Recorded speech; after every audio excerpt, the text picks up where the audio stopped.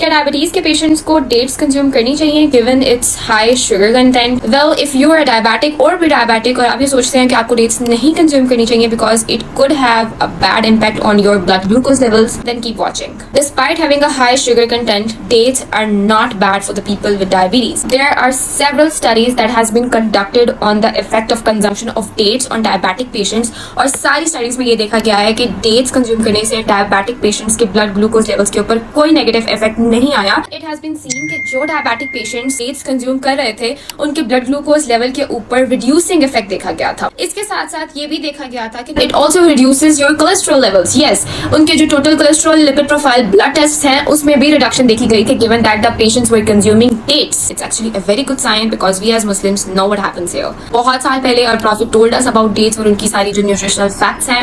अब ऐसा होता क्यों है? क्योंकि डिस्पाइट वो इतनी ज्यादा मीठी है, why is it not causing any harm to blood glucose levels? Let's C.